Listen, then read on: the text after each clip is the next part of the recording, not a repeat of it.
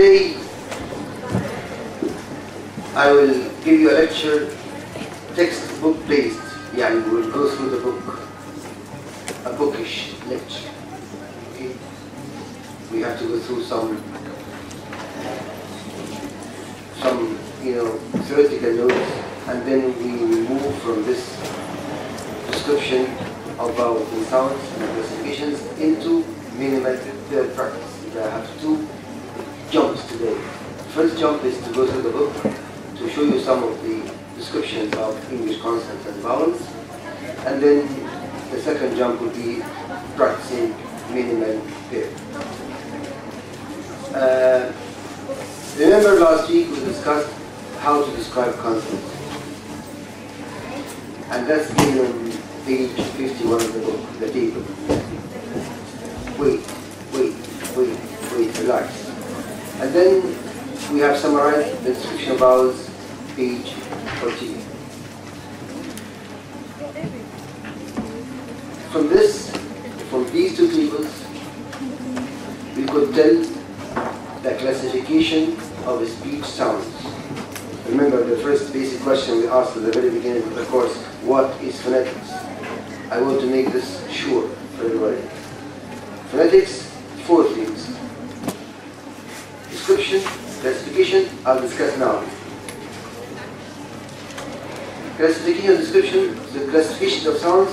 For example, vowels, we have front vowels, central vowels, back vowels, high vowels, low vowels, spread vowels, neutral vowels, round vowels.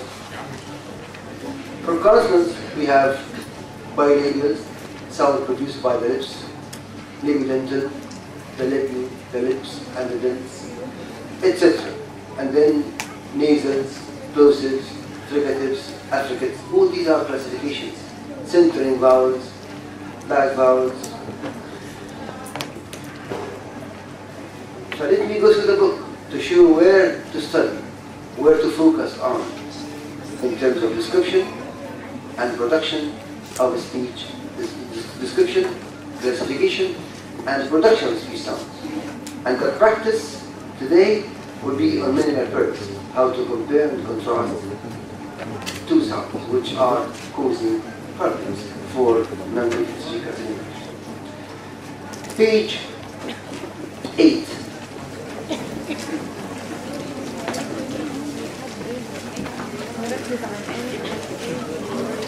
In order to understand the description and the classification, the production of sounds, you have to focus on the following pages. Page 8, you have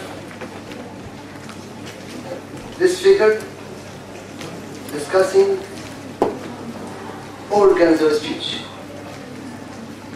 Organs we use to produce sounds, starting from the lips down to larynx.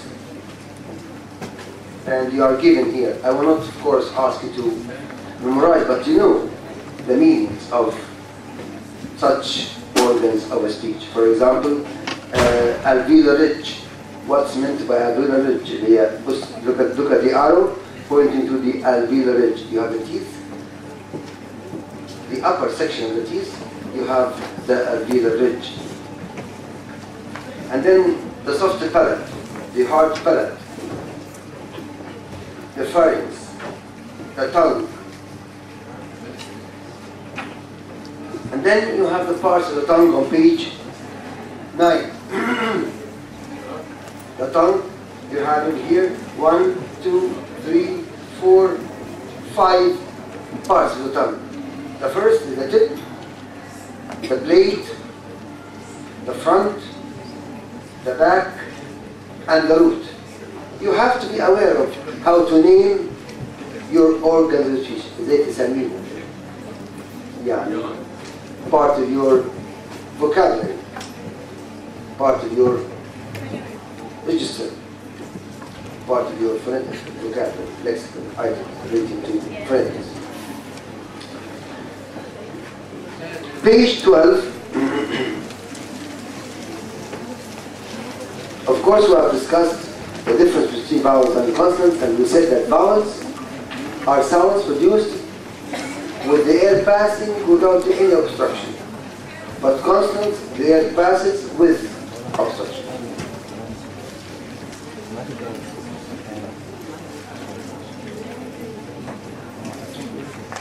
Page 12.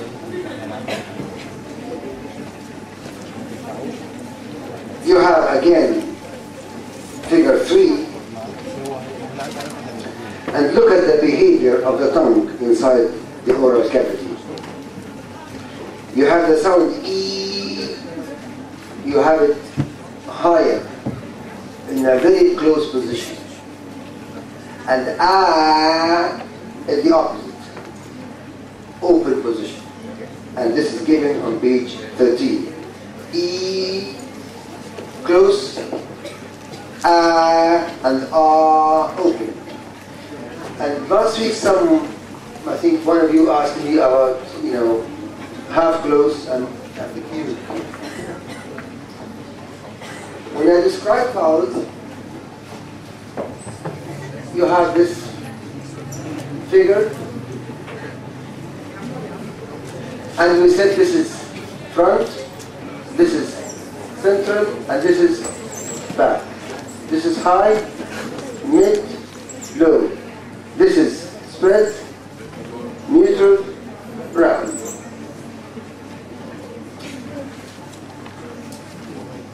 These are the borderline 8 cases here of the cardinal vowels. With reference to these 8 points, we describe vowels. So they say this is close, and this is half close, and this is half open, and this is open. For simplicity, we said this is a high front vowel, and this is also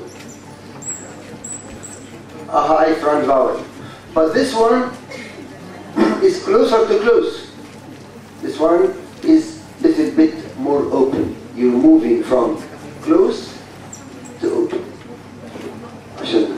To make it this clear. For describing these two sounds, both are high front spread vowels. The difference is, in E is close to close position, and E is close to half close position. That's the only difference. Is this clear now? Okay. عشان كده بقول, when you ask me a question after class, I will never accept. When you ask me a question in class, I will answer.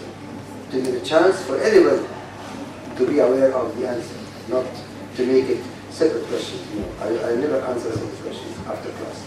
In class, you're welcome to ask any question for others to follow.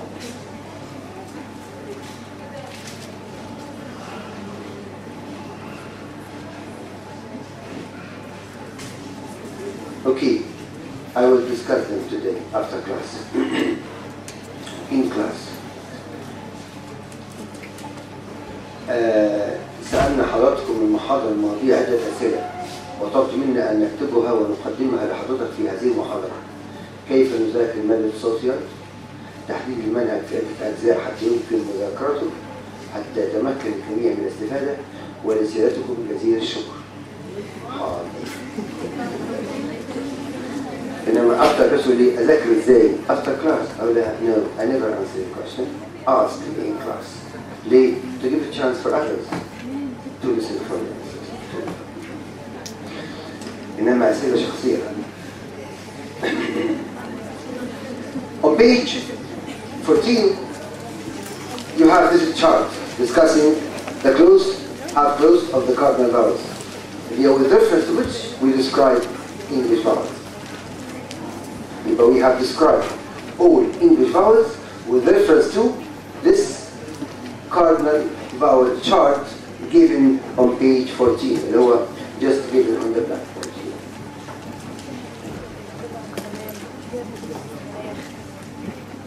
Then we have summarized all vowels in one table.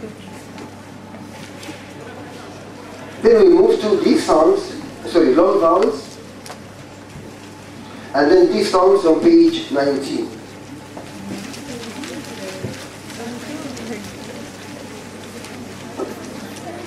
You have, as we watched in the videos, and these songs you start in one position and one vowel position, and then you move to the next. You have 3 groups or 2 groups. Centering vowels are vowels which start in short vowel and then you move to the centering position schwa. Here you start in I and then you move to ear. The second air, you start on and then you move to centering position schwa. And then you move to the centering position schwa.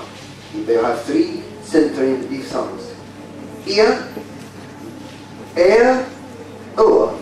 If you're given in the exam, complete the following.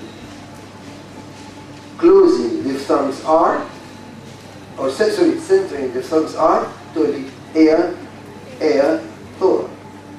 When you're given air, o, r, you would write centering diphthongs. These are classification of diphthongs. Closing diphthongs are 5. Closing to I, yani you move to I, a, I, o, or you move to u, ow, o. If I have 3 centering diphthongs and 5 closing diphthongs.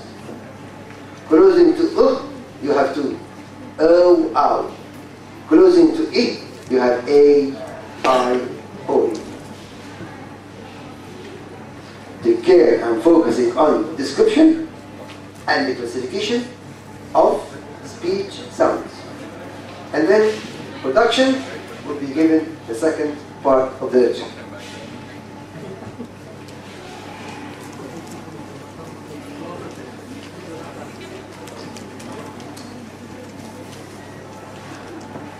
Now we come to consonants, voicing, page 23.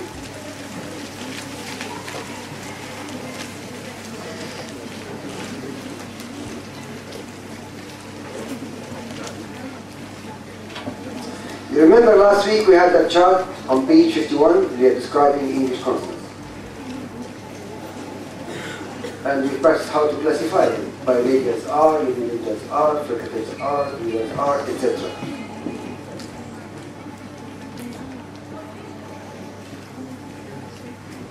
Take care, you have those who are asking how to study. This is the answer. I'm giving you the answer now. Take care. Voicing, you know, here we had said that we have Adam's apple. Inside Adam's apple we have the larynx. Inside the larynx we have vocal cords. The air passes through the larynx, causing these vocal cords to vibrate or not to vibrate. That's the question. To vibrate, you are producing voice sounds with vibration. Not to vibrate, you are producing voiceless sounds. And we said this distinction, or we applied this distinction in the description of English consonants on page 51, and on a place of articulation, manner of articulation, and last one is voice, to say whether the sound is voiceless or voiceless. And we have said that all sounds in English, all sounds, vowels and some consonants are voiced, except the pairs given, when the first is voiceless and the second is voiced, plus the sound A.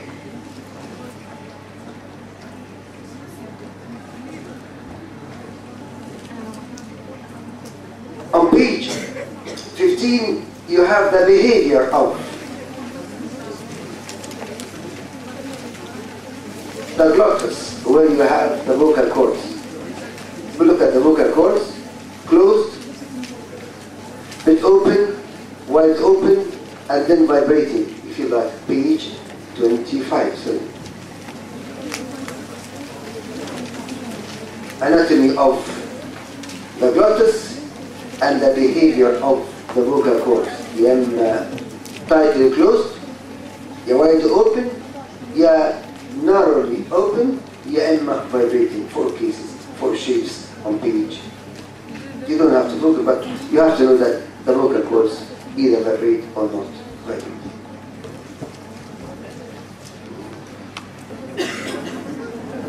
The meaning of bilabial, labidental, dental are given on page 29. Get to page 29.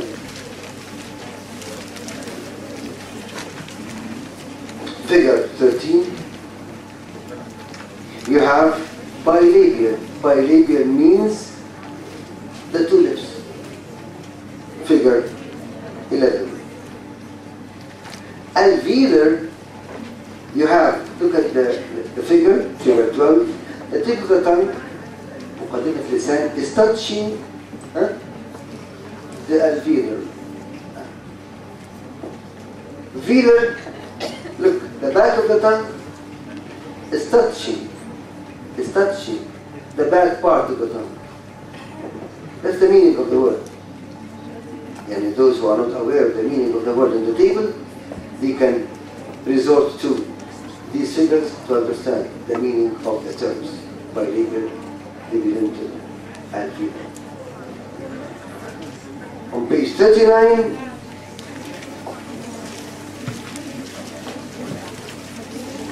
you have labidental and dental.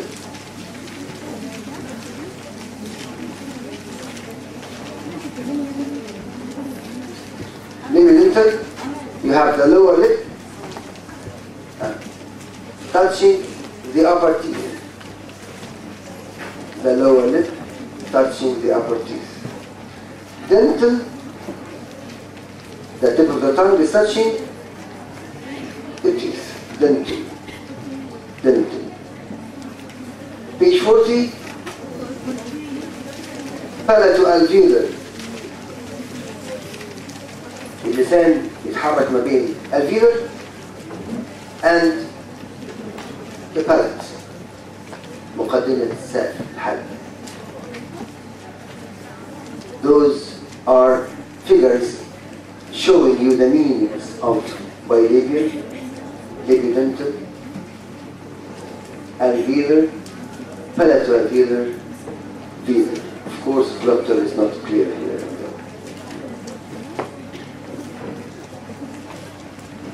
It is clear now. Description, classifications, and type of question in the exam. Possibly, I will give you the table. Draw the table for consonants and the table for vowels. Just to start. When you get the exam paper, draw both tables. The one for vowels, the one for consonants, and to complete the question. Or I may give you just the question to draw the table. That's table, place of articulation, manner of articulation, and voice, and you put the sounds in their positions. Is this clear? Yeah. Whether you're going to draw the table or not to draw the table, you're going to complete statements on classification and description of sounds. كيف نذاكر مادة الصوتيات؟ تحديد المنهج، ولو أمكن الأسئلة، وكمان الإجابة. It is clear now. You know what to study? You know the type of question? You know what to ask. On description and classification of speech sounds. Now you come to the word distribution.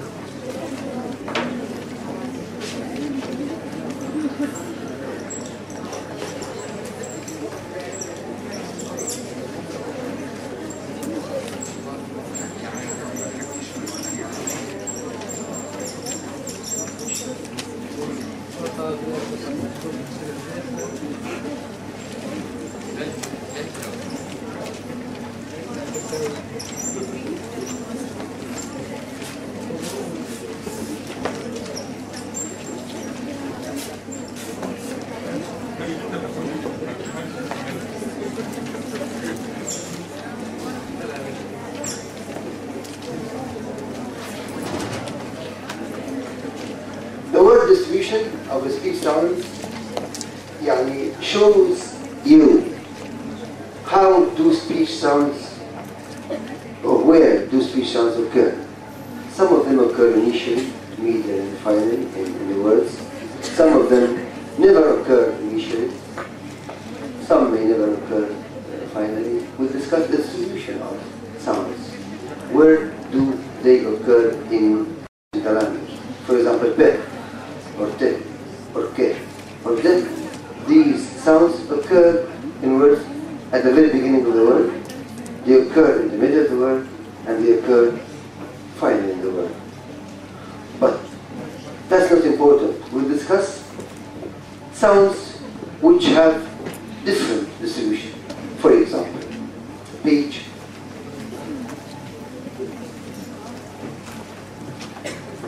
45.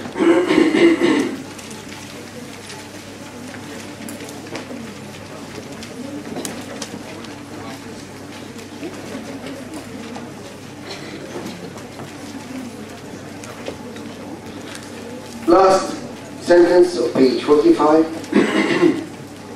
We will now look at some ways in which the distribution of is unusual. This is the usual distribution. And the sounds occur in all positions. The unusual is that which does not occur in all positions. For example, in the initial position we have meh, ne occur freely. Meh wa ne, mim wa nun occur initially at the very beginning of the words, like noon or like moon.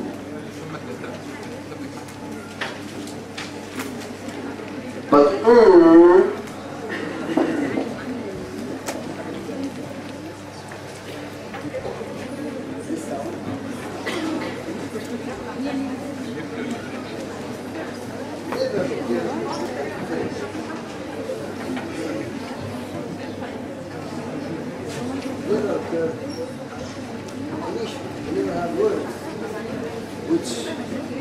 begin with in English, but you have words which end in or may occur here and here. But this is unusual distribution. Yeah, this sound does not occur at the very beginning of the words. Not like pe, te, ke. We said before that the ing of words, spelling I-N-G finally. On any ing like writing, coming, eating, the ing final is pronounced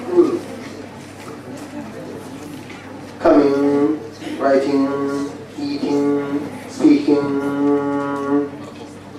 You never pronounce the get, no get sound in final position. Writing, and this is part of the new look. New look class I promised to give. I'll start today again. Coming, writing, don't pronounce final G in ing.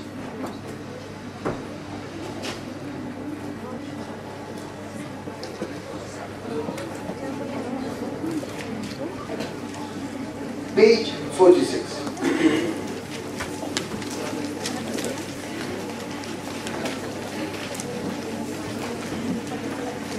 Let us read two medium.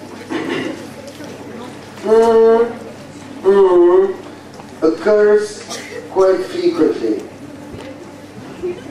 but there is in received pronunciation a rather complex and quite interesting rule concerning the question of when may be pronounced without a following plosive. The rule is with the ing, delete the g and pronounce like plain correctly. But there are exceptions to this rule. This is the end. You may pronounce g, but in some special cases. Look. When we find the letters NK in the middle of a word, in the orthography form, the K always be pronounced, like think and wink. When you pronounce the word think and the word thing, here NK, the K appears, and here without K. If you give me something, I think the G appears, and here the G disappears.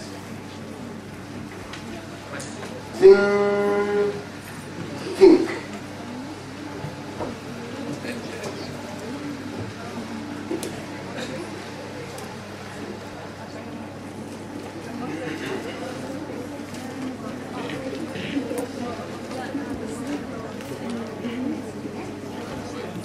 However, some words with the orthography ng in the middle will have a pronunciation containing and get.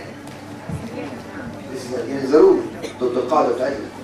قلنا ing delete the get except مع the exception. You're like finger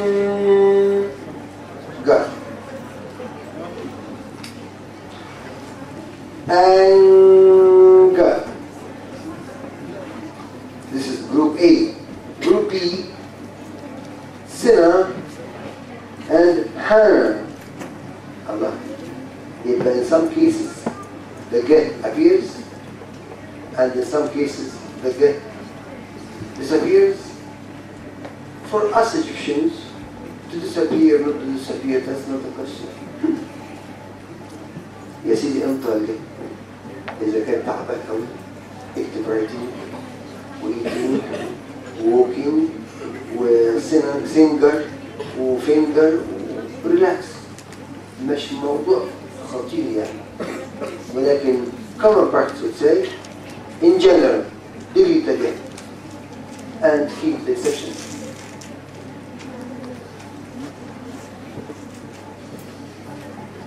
The rule is words in column A, relative column A, the is followed by K. While the words in column B, no K. Why? In the exam, when I say transcribe the following, يعني اكتب كلمات آتية using the IPA واجيب لك singer وfinger. تقول لي here we have get and here we have no get، ولو عكست تبقى الدرجة راح.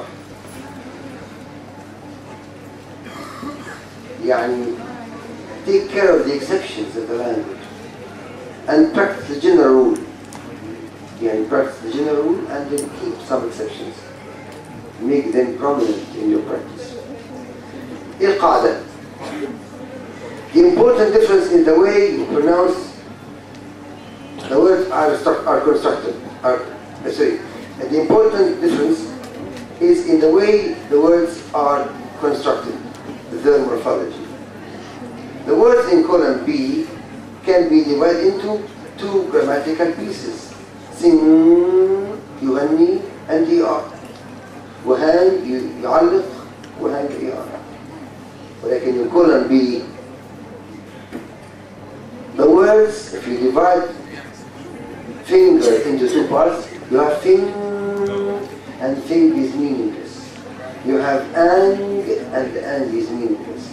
Whereas in column B, both hanger and both hang and thing are meaningful. If the word, the first part of the word is meaningful, delete the get. If the first part of the word is meaningless, add get. Is it clear? Again. Thing has no meaning. يبقى حط finger. Sing is meaningful. يبقى delete again. That's the morphology.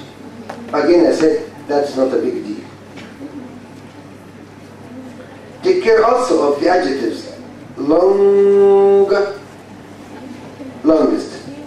The get is there. رغم إني long is meaningful. The exception, do exception, with exception, do exception.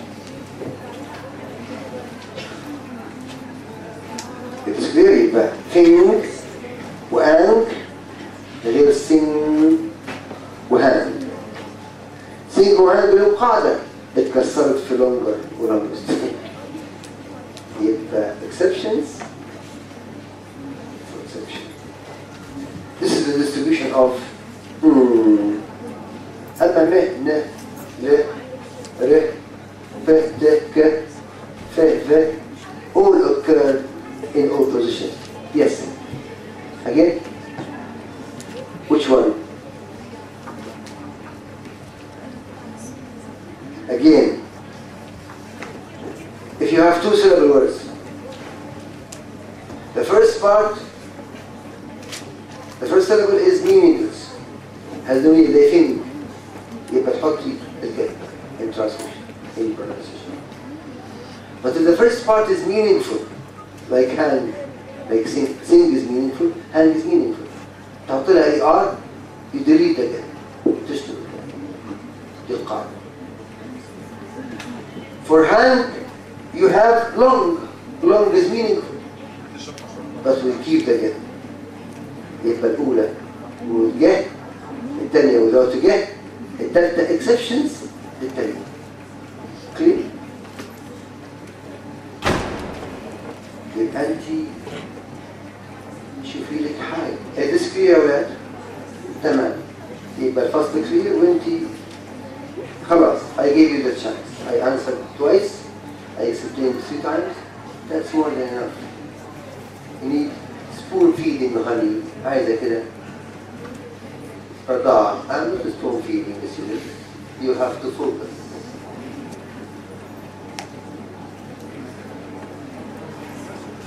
تاني.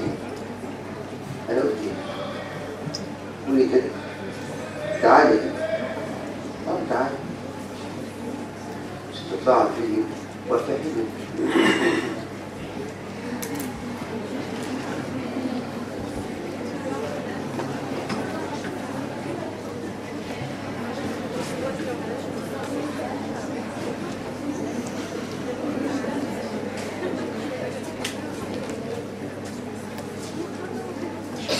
هنا الآن لو قاعدة جوه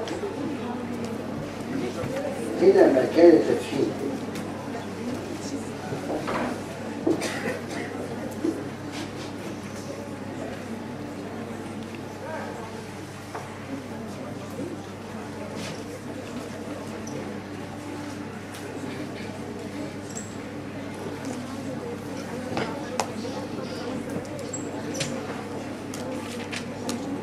شايف هدول؟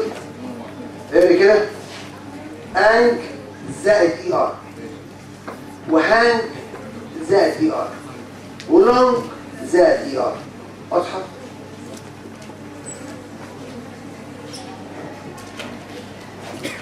The word and. Is and meaningful? Doesn't have meaning. When you add and ER to and, you let the meaningless, but you keep n and get. تمام؟ But if the word is meaningful, like hang, we sing, you let up. تمام؟ إنسانة كده. فاهم؟ تمام. hang لها meaning ولونج لها meaning. عليك long exception لهang. نحط هنا ايه؟ يعني دي القاعدة بنقول إذا كان meaningful نشيل الجهة. دي meaningful حطينا الجهة. واضحة؟ exception. exception. كلمة مستثناة مش عاجبك. فهمتي؟ والله أنت فاهمة من الأول. والله فاهمة. والله ما قلت حاجة جديدة. أنا قلت حاجة جديدة؟ يلا نروح المكان بعدين نفتح على الفيديو. ولا هيتفرج دلوقتي. Is this clear؟ عشان كده قلت ليا عكس دي. طبعا generally speaking for us Egyptians would be crazy to follow this rule. What for؟ يا عم قول كده وخلاص. صح؟ بلا لونجر بلا ينبس بلا فينجر بلا انجر بلا مورفولوجي ولا we're teaching you the we have to make this clear for some to follow and for others not to follow. It's not a to be or not to be matter, it's not translation, but the distribution of is unusual. Page 50. Page 49 first, 47. Left sound.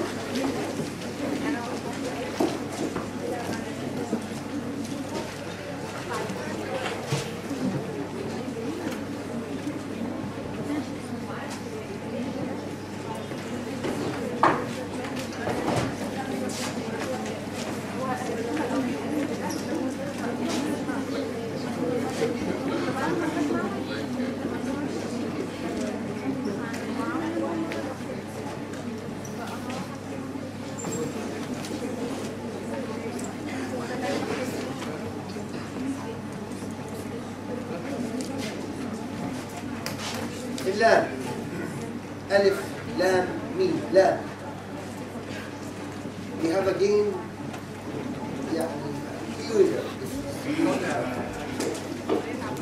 the left sound has a peculiar, has an unusual distribution also. At the very beginning we have le. At the very end we have la, like the word Allah. We call this dark, يعني مغلظة كده. الله. ألف لام الله.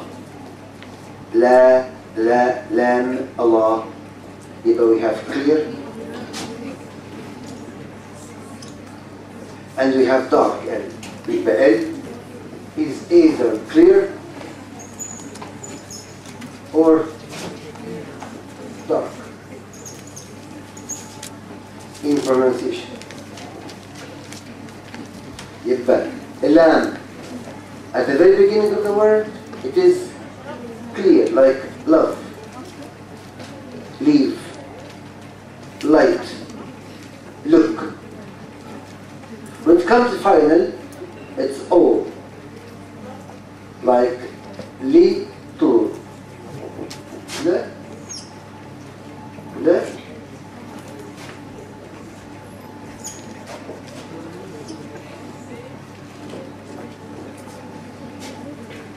li, li,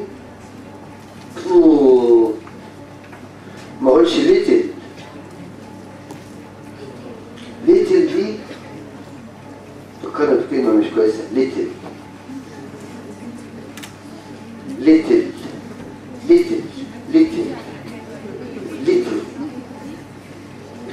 little little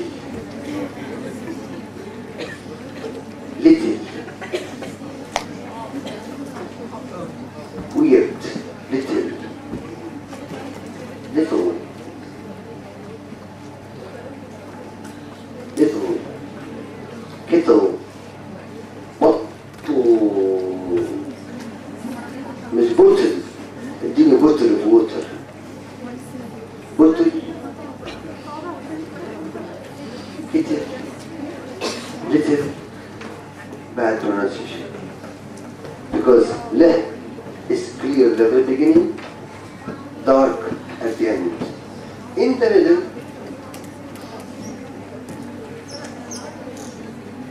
let us settle matter. يسوي الموضوع مع بعض. In the middle, they have some condition. For example, the word build and the word please.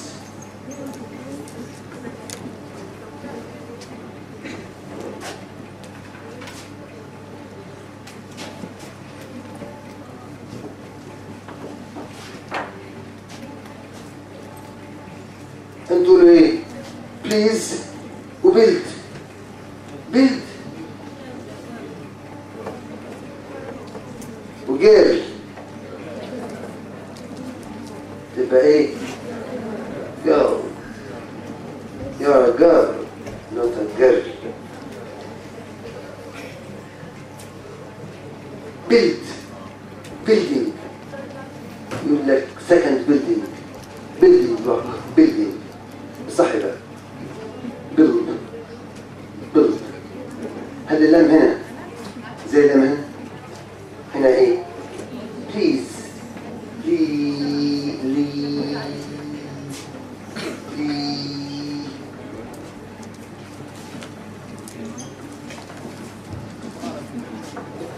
Can you guess the rule? Yes. The rule is, if you have the leg,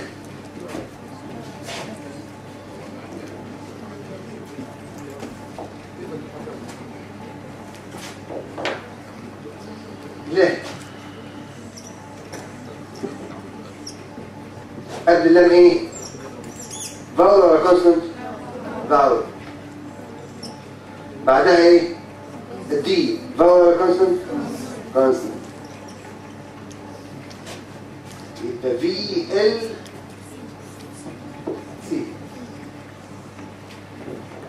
The second example. What do we have here? We have the le. قبلها ايه؟ consonant. بعدها ايه؟ vowel. يبقى VLC CLV. عشان ما ننساش احفظ واحدة بس. أول كلمة clear. اللام CLV تبقى ايه؟ تبقى clear. clear زي the word clear. vowel ولام وسي تبقى ايه؟ dark. That's the distribution of le sound in English. How to pronounce le initially, how to pronounce le immediately, how to pronounce le finally. فين يا شامة؟ فاهمة؟ It is clear now. يبقى le at the very beginning, clear. Le at the very end, dark. In the middle, C, L, V تبقى clear زي كلمة clear. وفي L, C زي كلمة build. hold.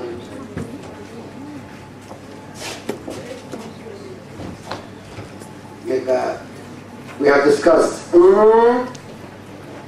and we have discussed لا لأنهم unusual distribution. أما باقي الأصوات كلها إيه؟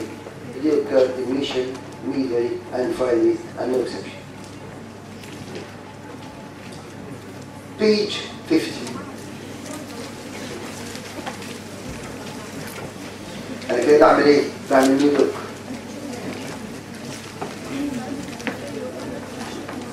I'm trying to make things better by touching on some specific points like distribution and let. Now we come to let. Page 50.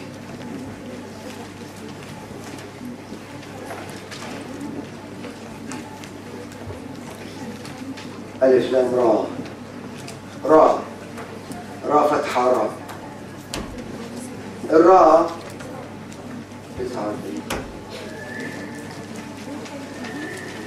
أشكركم على التصحيح. را عندنا 3 راز.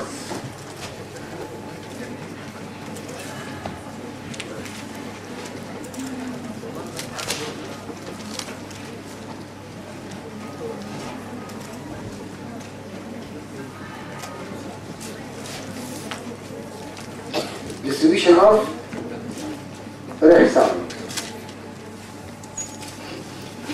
Initially, medially, finally.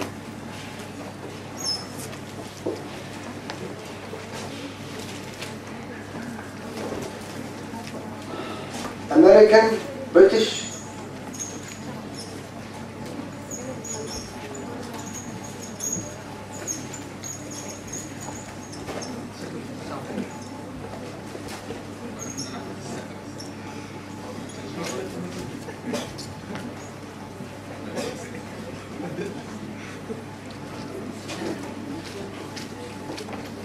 وطبعا ايجيبشن يبقى صعيدي وبحراوي والى الهواء رمى.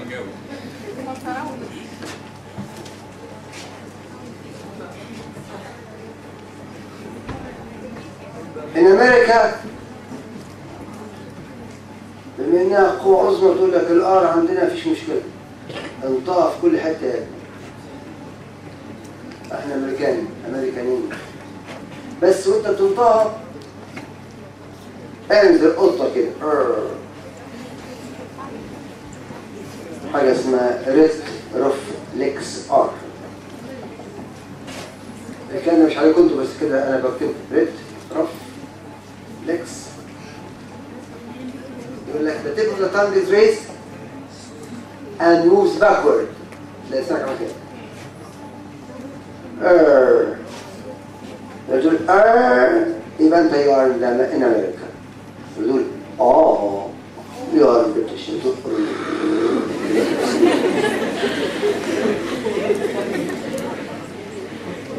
اسمها thrilled يعني الكورة في الدريم. أما الكورة في الدريم الكورة.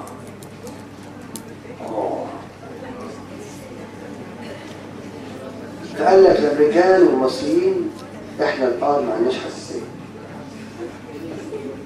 pronounce the R at the very beginning, in the middle, at the end, also. يا إما ريفلكس تبقى أمريكاني يا إما تريلد تبقى من جماعات. نيجي على اللي هم الأمريكان اللي هم أصل اللغة اللي هم بتش أولاد are initially okay finally مستحيل.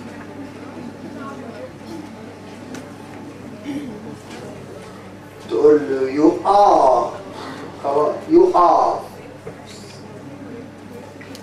they are sisters, brothers, mothers, water.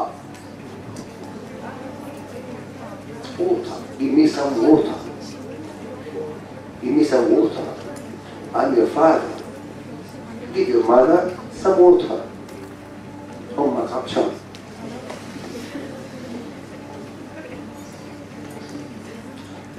In America, like give your mother some water.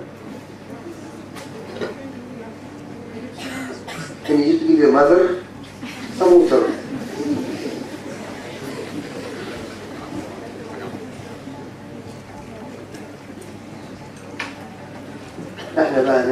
مين بقى؟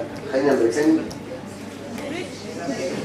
اللي يحب بريتش يحبه، يحب كده يحبه، اللي عايز مصري يبقى اصلا. يبقى finally father, teacher, brother.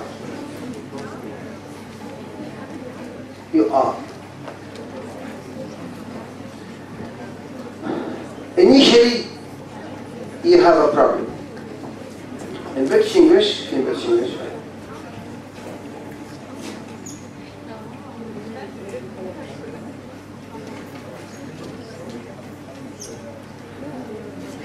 if the reh is followed by a C, preceded by a V, you're like, don't pronounce.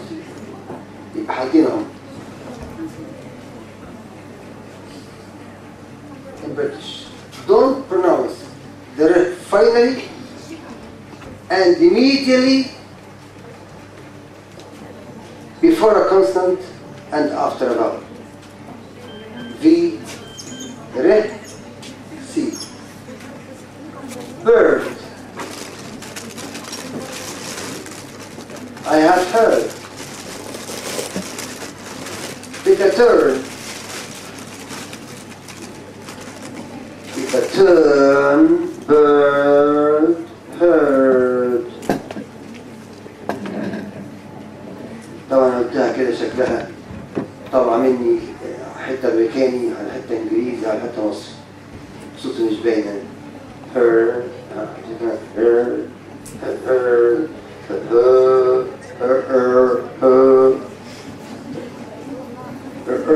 أنا بحس إنها كده أمريكاني. I have heard.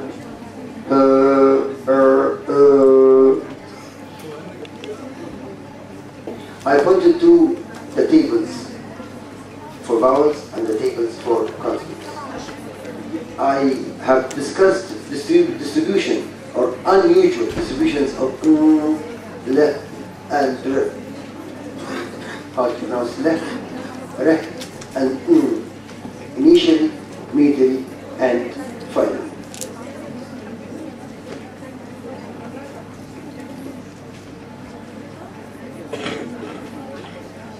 We discussed description, different classifications of sounds. I forgot to tell you about three sounds. Three sounds on page.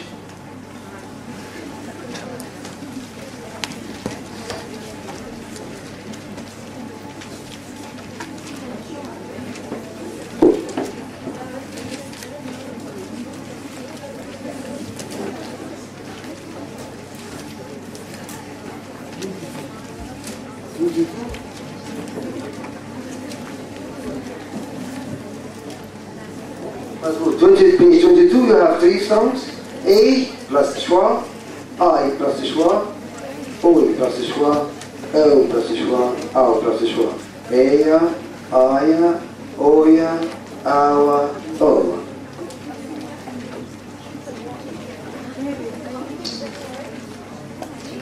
The most important part of the class is to practice minimal pairs.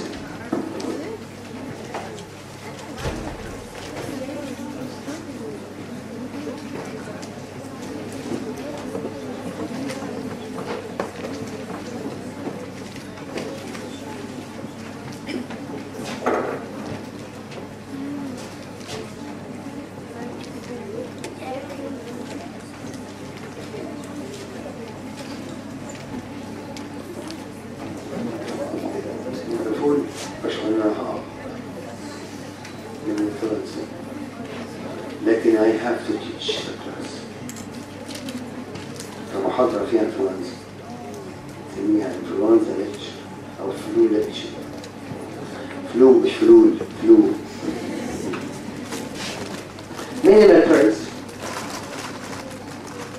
minimal pair of words having, for example,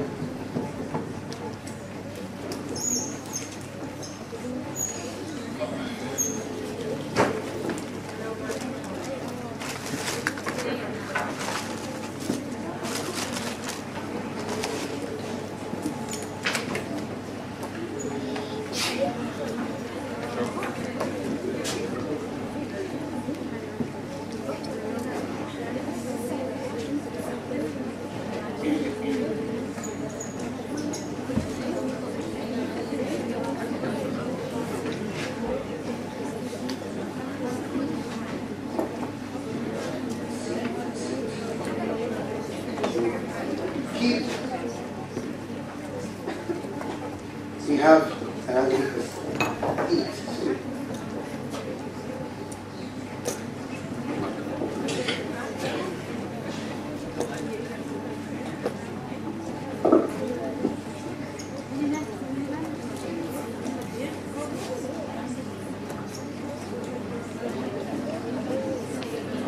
Eat, seat.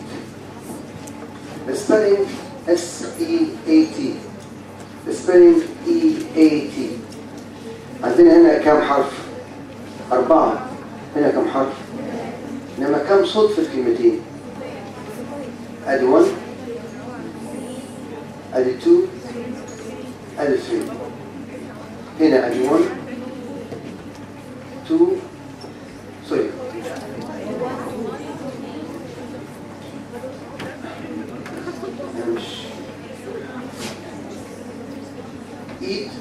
eat you have 3 letters and 2 sounds.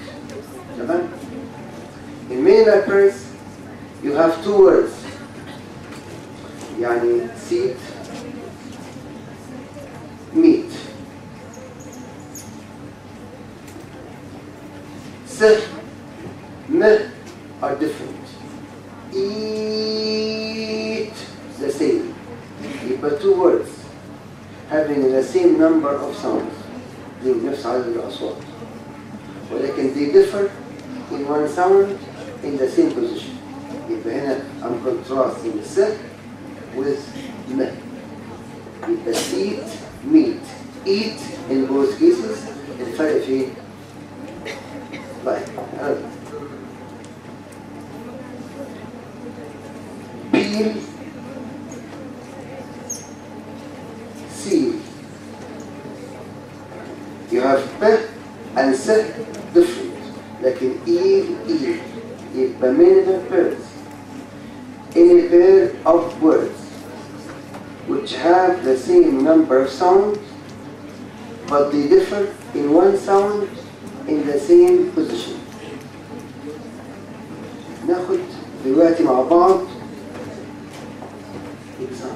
examples of many pairs. Let us all practice and be active please. لأن أنا مش هتكلم بعد كده تتكلموا انتوا. نبدأ مع بعض part 2 of the book to practice many pairs on page 99. احنا we've had 99, finished 99 up to page 109 مش كده؟ اللي هي being been banned فاكرين؟ page 109.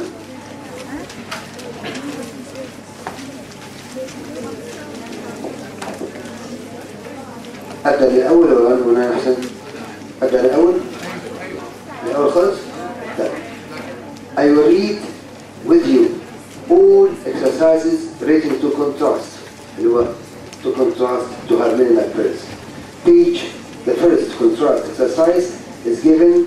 The first minimal pair practice is given on page 102. اللي هو contrasting E and A.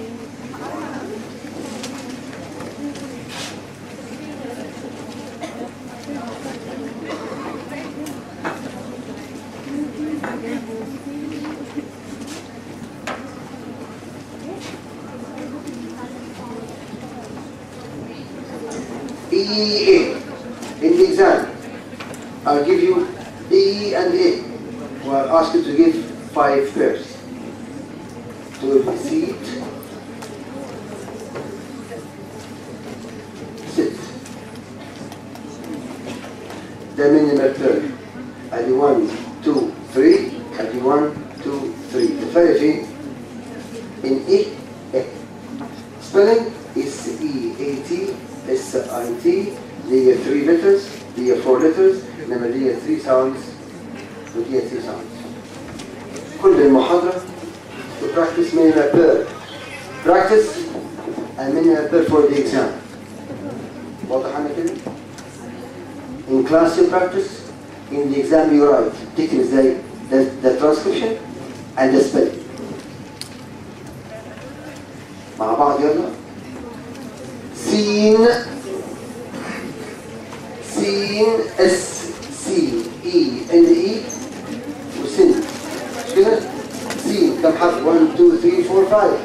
1 2 3. We never go by letters, we go by sound. سين وهنا سن. 1 2 3 1 2 3. الخلاف فين؟ in the middle with the sound E. ده اسمه minimal pair. يلا ready for practice. minimal pairs مع بعض. 1 2 صوت عالي جدا. 1 2 3. سين سن فيل فيل سين فيل ميل مل هيل هيل ميل فيل ويل ويل ميل نك هيل هيل ميل بن تيل تيل ويز ويز ريتش ريتش سيك سيك ديب ريك ديب ريك ديب ريك ديب ويك ديب هيل ديب ريك ديب فيل سيك سيك ديب ريك ريتش ريتش ويز ويز. Stop. You paid the exam, you're given EA, and you give me 5 of these pairs. Is that clear? How to study minimal pairs? 2 ways. Transcription and practice. Transcription for the exam and practice for, for communication. Page 105.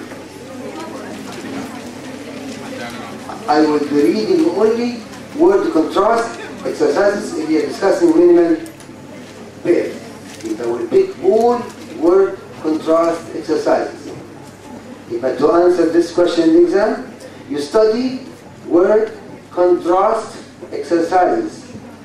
Are you following? This is how to study this section. Read word contrast. Prepare 5 examples. If you're given an exam such a pair, you put your example.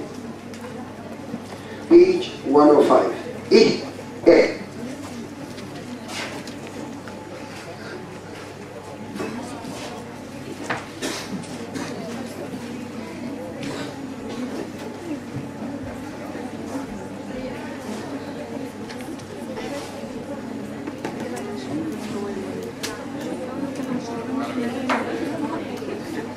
أول حاجة 1 خد إيه إيه. Number 2 إيه إيه. Word contrast tools. Minimal pairs.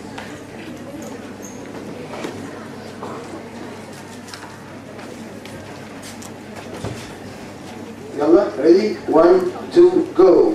Bit bit fill fill wet wet sit sit win win win win win win win win win win sin sin win win win win win win win win win win win. Stop. The third minimal pair 107 إيه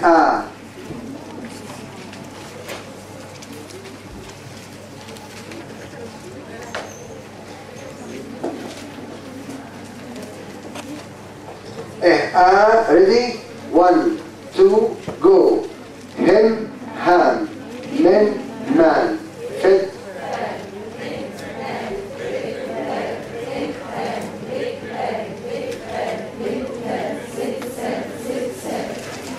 Stop. طبعا we have more examples. ده عشان مين؟ عشان انت تعرف البيت. لكن you never do.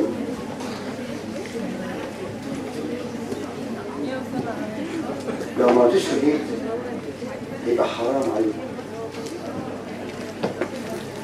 وخسارة اللي عملناه.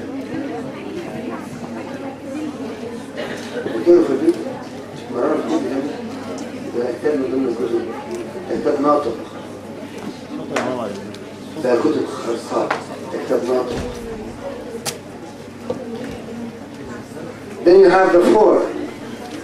109, you have E, A. 1, 2, go. Bean, bin, bin, ban. Beat, bit, bit, bad. Beat, bit, bit, bad. Feed, fit, fit, fat. Feed, fit, fit, fat. Stop. ترى هيل ولا هيل؟ لسه واخدينها دلوقتي. فاينل لام تبقى ايه؟ دارك. يبقى هيل، هيل، هيل، ها. Go, big, big, big back. Knee, sit, sit, sat. Knee, nip, nip, nap. Knee, bit, bit, bad. Knee, nip, nip, nap. See, sit, sit, sat. Reach, rich, rich, rich. Stop. Number 4.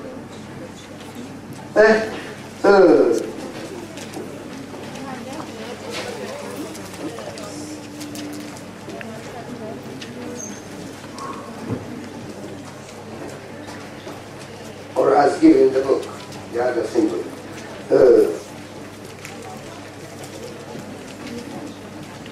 Yalla. 1, 2, go. Hit, heard. 110. 110. آخر صفحة متاعنا. Ready? 1, 2, go. Hit, heard. Bit, bird.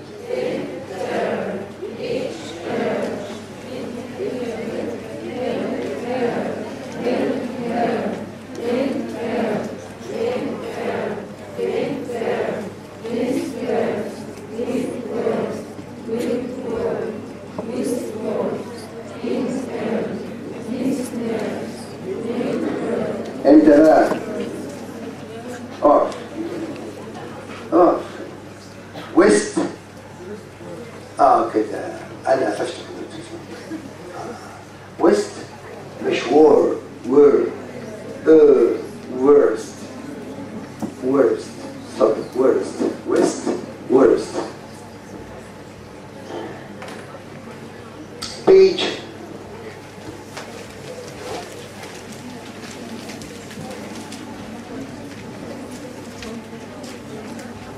115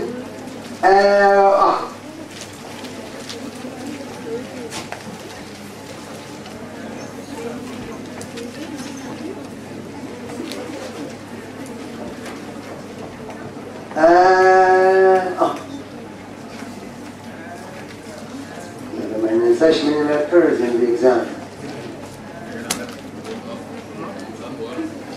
Ready? راك رك هاك حك باك بك باك لك ساك سك راك رك لاك لك ماد مك هاك هك هاك هك باك بك بان دم باك بك باك بك بان دم كاب كب فان فن رام رم ران رم باك بك ماش ماش بان دم بان دم ساك سك باك بك بان دم ساك سك باك دم باك دم ساك سك. ستوب. بعد كده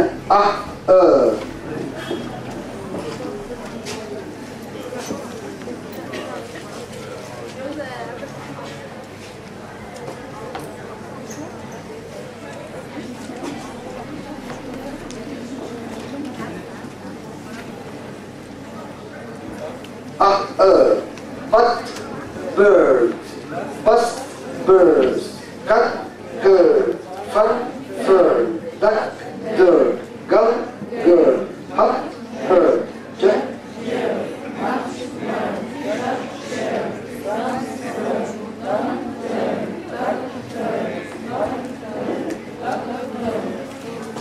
page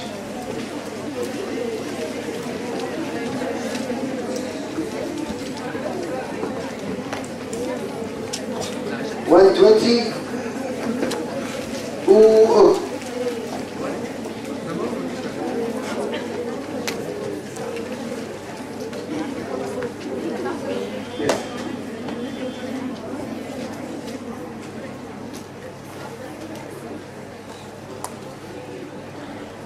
symbol. This one. Page.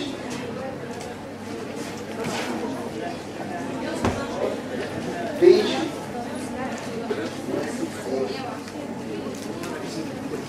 This one. This one.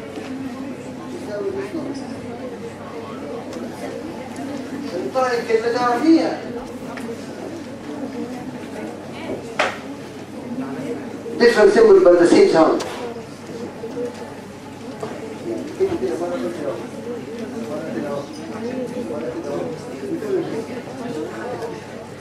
Clear? 120.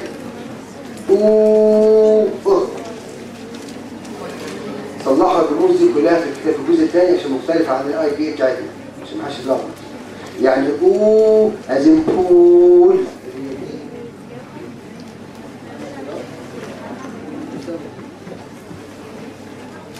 سمعني انتي؟ كده. pool pull. فول فل. wood wood. could could. page 122. او انا بكتبه كل ما هو او. when they are different copy this model. يبقى عندك two ways. follow ours. I'm writing them in IPA. If you have changes, put the changes. 122, 1, 2, 3, art, oat, card, court, pot, port, bar, board, far, for, hard, board.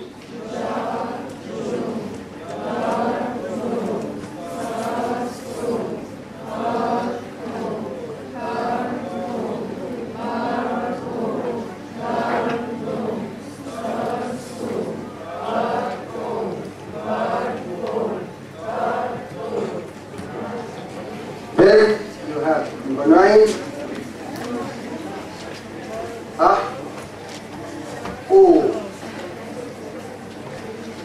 All these are examples of minimal verb practice to help you practice sounds which are making problems for non-natives and for your exam.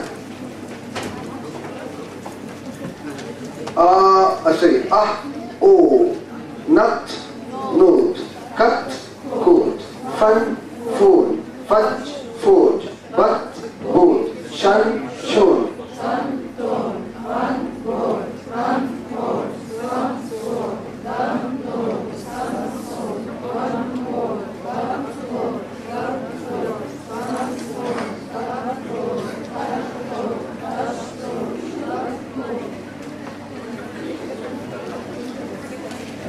One 24, you have O.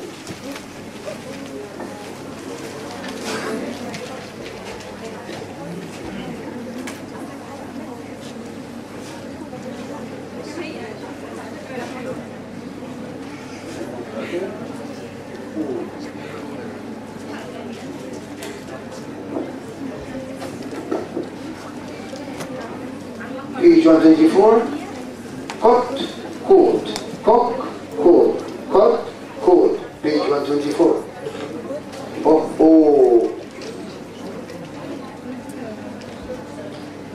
Again, to be confused, follow this IPA we are given at the very beginning of the book. Here is different. Copy this one. حط مكان الصوت ده والصوت ده والصوت ده. هو عامل دي كده اهو ودي كده اهو.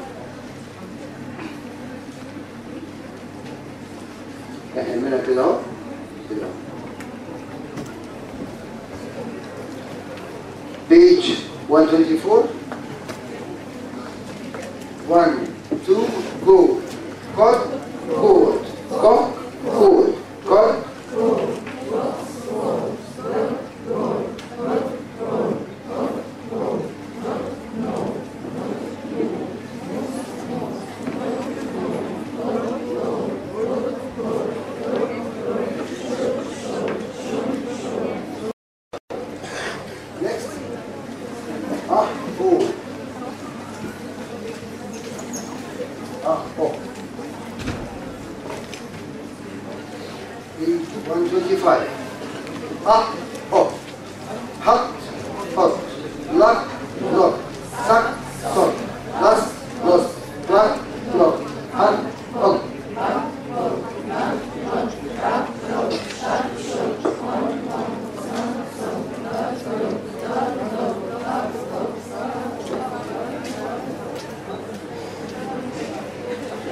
Page 126.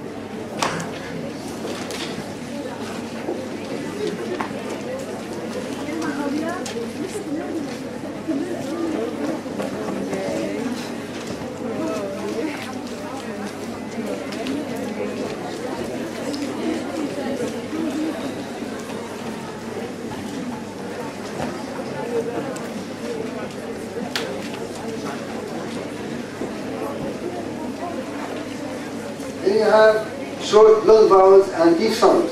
E, ear.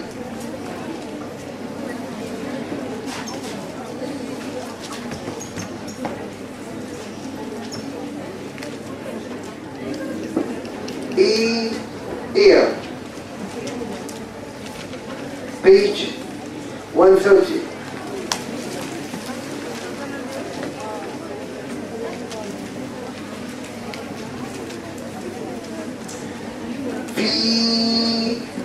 Fear, be, bear, knee, near, see, sear, D, there, Lee, lear.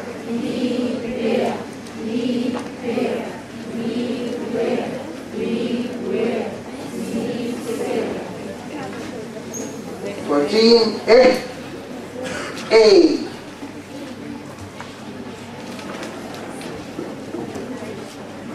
A, page 132. Bet, this is a very important exercise. Bet, bait. Shed, shade. Red, raid. Get, gate. Pent, paint. Let, late. Wet, wait. Fed, fade. Sent, saint. Fell, fade. Hell, hey.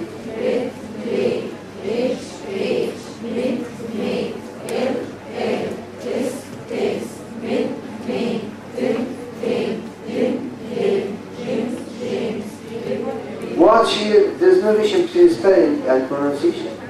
Number of letters is greater than number of sounds. بعد كده إيه sorry E-A.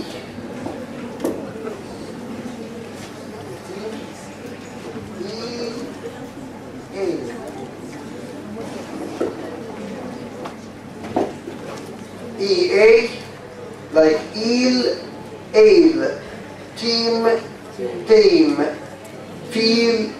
fail, beak, bake, wheat, wait, wheat, wait.